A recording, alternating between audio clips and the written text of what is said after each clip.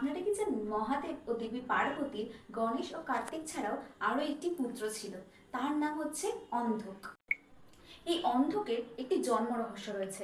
জানা যায় অসুররাজ হিরণ্যক্ষ একবার কঠোর তপস্যা বলে মহাদেবের কাছে বর চেয়েছিলেন যে তিনি মহাদেবেরই মতন একজন শক্তিশালী পুত্র চান, এবং মহাদেব তার এই মনস্কামনা পূর্ণ করেন। একসময় দেবী পার্বতী মজার ছলে মহাদেবের দু চোখ নিজের দুই হাত দিয়ে ঢেকে দিয়েছিলেন। সেই সময় গোটা জগৎ অন্ধকারাচ্ছন্ন হয়ে গেছিল। ঠিক এই সময়তেই অন্ধকের জন্ম হয়। জন্মের কিছু বছর তিনি দেবী পার্বতীর কাছেই ছিলেন।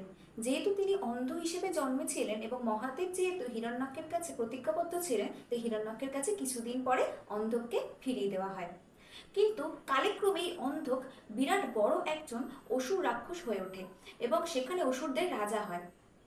এবং ব্রহ্মাদেবের কাছে কঠোর তপস্যা বলে তিনি এই প্রার্থনাটি করেছিলেন যে কোনো দেব দানব বা কোনো মানুষের হাতে, অসুরদের হাতে তিনি নিহত হবেন না। কালক্রমে তার এই তাণ্ডব যখন চলতে থাকে গোটা শহরে, এই অন্ধককে জানতে দেওয়া হয়নি যে তিনি মহাদেব ও দেবী পার্বতীর সন্তান। এভাবেই একদিন হঠাৎ পার্বতী দেবীর সঙ্গে তার হঠাৎ সাক্ষাৎ হওয়ার কারণে দেবী পার্বতীর প্রতি অনৈতিক আকাঙ্ক্ষা সে করে ফেলে।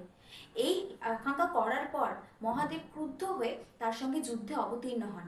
কিন্তু যেহেতু তিনি মহাদেবের সন্তান, তাই মহাদেব তাকে ক্ষমা প্রার্থনা করে দেন এবং তাকে গণেশ ও কার্তিকের সঙ্গে তার পুত্র হিসেবে